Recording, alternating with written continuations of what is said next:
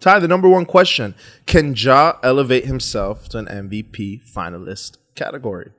We look at Ja, right? The force of nature that is Ja Morant, man. We got the athleticism paired with his creativity around the rim, making him one of, frankly, the most entertaining players in the NBA. Like the hang time, body control, the soft touch. He's got it all. And you look at last year, that crazy second half, he was tearing it up. Led the Grizzlies to the second best record, finished 7th in MVP voting thanks to that big jump he took. I don't know. This doesn't sound so crazy, bro. You said it. Crazy is not what this sounds like. I mean, like you said, he was already in his second or I think it was his third year. Regardless, Ja Morant was able to be top 7, right? That's one of the best 7 players in the NBA, right? He finished 7th in MVP voting. Obviously, you know, that doesn't make him top 10 in the league, but at the same time, gets him basically in that conversation.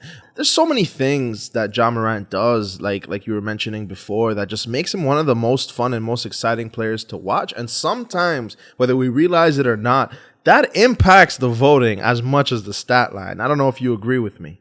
Oh, yeah, especially when we're talking about MVP. That's become a storyline award. So NBA journalists run left, they run right. They really take it wherever they want. It almost feels like at times the play on the court is secondary. But back to that jump, man. That year 3 for Ja was something special because it ended with not only a start in the All-Star game, not only the most improved player award because of an 8-point jump in points per game, but like we said earlier, the second best record in the West. And now that Ja Morant's got all that under the belt, he's got his eyes set on something bigger. MVP. That's right. Now, that's what he's got his eyes set on. Ty, what more can he really do? What is it going to take for him to win this MVP award, man? We just want to take a brief break from this video to tell you guys to like, subscribe, hit that button so you could keep up with all this great content.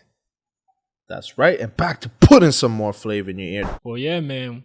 I think the first and the obvious factor in what it would take for Ja Morant to take that next step into MVP contention is health, right?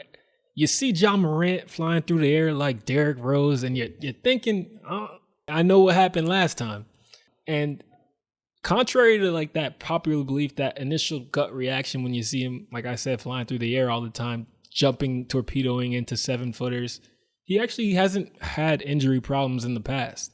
Last year was the exception. He missed 25 games, but that was a career high. No doubt. I think this Memphis Grizzlies team is super dynamic. I think the way Ja impacts his team, his role, is just so perfect with the guys that they've put around him. And they've got a lot of guys that are young, you know? I think that veteran experience plays a part, but the guys that are on their team make up for their lack of experience with hunger.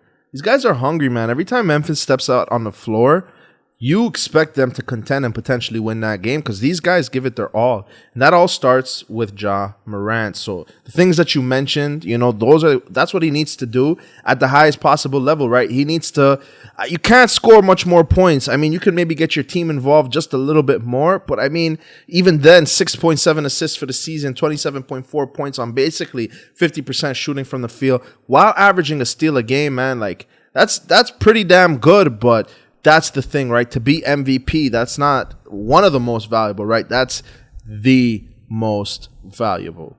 Yeah, so, man. You hit on a lot of things I wanted to touch on, bro. Like, you mentioned it, 27 points per game. He's already getting buckets. And that's because he was the first guard in the NBA history to lead the league in points in the paint. He's doing that from the point position, which is crazy, finishing among the trees with the utmost of consistency. But I think to get that extra 3-4 points per game, he's going to have to start knocking down some jumpers, right? We all know he can get to the rim, but if he can start hitting some threes, hitting the mid-rangers, it's going to just elevate him to another stratosphere. There's no doubt about that. I mean, once you're able to expand your game, and he can do it, just not on a consistent level, you know, 34% from 3 last year, which I believe was a career high for him so far, or should I say a high for a season.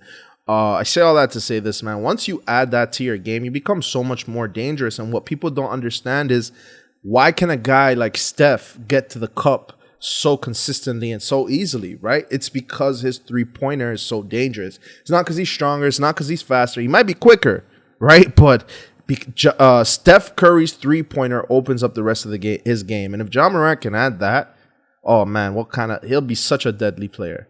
I know, right? Talk about even a fraction of Steph. Talking about the elite layup package he already has, the D-Rose floaters, Westbrook's ability to rise up and punch it on any defender that wants to challenge. Notice I mentioned 2 MVPs over there. That's because Ja Morant could very well find himself in that conversation, especially if, like we said, he adds the ability to knock down some jumpers to his game, and the sky is truly the limit. Yeah, the future is bright for one young Ja Morant, right? So the hot take, Ja Morant wins the MVP and leads the Grizzlies to the 1 seed in the 2022-2023 NBA season. Can he do it? We think it's possible. Shouts out to my man KG. Anything is possible! So, yeah, that's the first hot take. That's how we bringing it in. Absolutely, bro. They could definitely do it. Ja could definitely do it. They need the 1 seed in the West for him to get that MVP. If not, he needs to average 30 on his AI.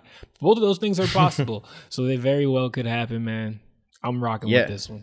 And I'd like to see him, as we mentioned, expand his game. And if Ja can get close to those double-double numbers, I don't think he even needs to score more. He gets close to those double-double numbers. You know, there's a lot of things he can do to secure that. So it's very more possible than it is impossible. Facts.